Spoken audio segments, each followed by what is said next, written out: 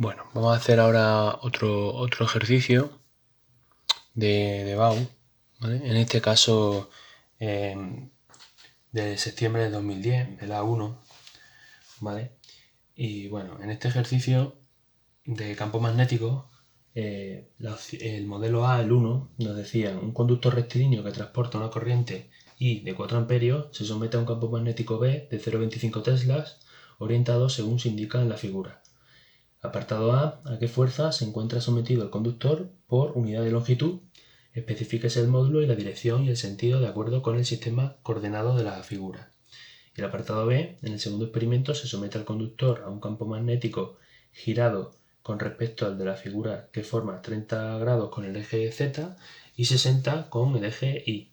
Dice a qué fuerza se encuentra ahora sometido el conductor por unidad de longitud y que especifiquemos el módulo y la dirección y el sentido. ¿Vale? Bueno, entonces es un ejercicio de campo magnético en el que tengo un conductor rectilíneo indefinido, por así decirlo. ¿Vale? Entonces, bueno, me dan la intensidad y me dan el campo magnético.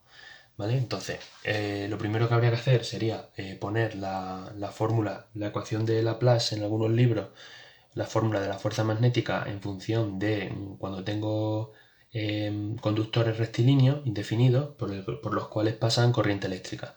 ¿Vale? Entonces, en ese caso, pues la fuerza magnética va a ser igual a I por el producto vectorial de la longitud vectorial campo magnético, ¿vale? Desarrollando esto, pues nos queda I por módulo de L por módulo de B por el seno del ángulo que forma L con B, ¿vale? Entonces, en nuestro ejercicio, si nos fijamos, pues tenemos el campo magnético B orientado en la dirección más Y, o sea, lleva dirección más J, y el conductor en la dirección de X, luego más Y, ¿vale? Entonces, bueno, el ángulo que forma L con B son 90 grados. Entonces, el seno de 90 vale 1, ¿vale? Entonces, bueno, nos queda F igual a ILB. Pasamos la L al otro lado de la ecuación y ya tengo lo que me pide el apartado A. La fuerza por unidad de longitud, que va a ser igual a la intensidad por el campo magnético. ¿Vale? Entonces son 4 por 0,25, un newton partido de metro, ¿vale? Ese sería en forma de módulo, ¿vale? En módulo. Usando la regla de la mano derecha, pues se comprueba que la F lleva sentido más K, ¿vale? Si aplicamos la regla de la mano derecha, ¿vale? Vemos que esto es F, esto sería la I y esto sería la B, ¿vale? Entonces, si colocamos la mano de tal forma, ¿vale? Sería la fuerza sale del eje Z, ¿vale? Luego lleva sentido más K, ¿vale? Y luego vectorialmente, ¿vale? Si lo quisiéramos hacer, pues desarrollando sería I por el determinante de cada una de las componentes sobre los ejes X, Y y Z, ¿vale? Entonces, la longitud del conductor, ¿vale? Pues está todo sobre el eje X, entonces solo tiene componente Y, ¿vale? Y luego el campo magnético lleva dirección más J, ¿vale? Entonces, a la hora de rellenar el determinante, pues estas son 0 y en la dirección, en el sentido que llevan, tanto longitud como campo magnético, pues va ahí colocado, ¿vale? Entonces, desarrollando esto, ¿vale? Desarrollamos primero el determinante, nos queda 0,25L por K y después ya multiplicamos por la intensidad, ¿vale? Entonces al final nos queda L y lleva sentido más K, ¿vale? Luego la fuerza por unidad de longitud nos queda más K, ¿vale? Newton partido de metro, ¿vale? Ese es el apartado A.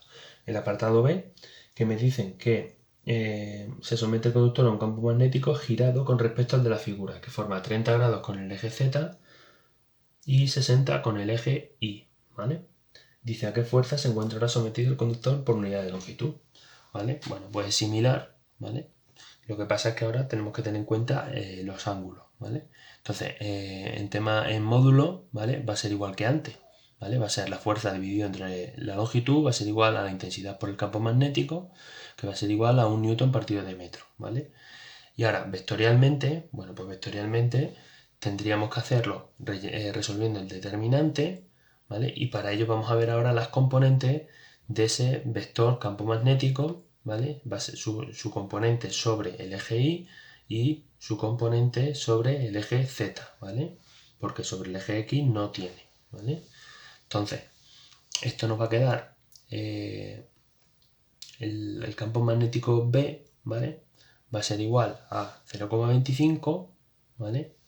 Y ahora aquí lo vemos, ¿no? Sería coseno de 60, ¿vale? La componente sobre el eje J, perdón, ¿vale? Sobre el eje Y es 0. Sobre el eje J, ¿vale? Pues sería 0,25 el coseno de 60, ¿vale? El ángulo alfa es este, luego aquí tenemos el coseno de 60, o sea, este sería 0,25 coseno de 60, ¿vale? Sobre el eje Y y sobre el eje Z, pues sería esta componente, que sería 0,25 por el seno de 60, ¿vale? Bien, vale, pues así sería.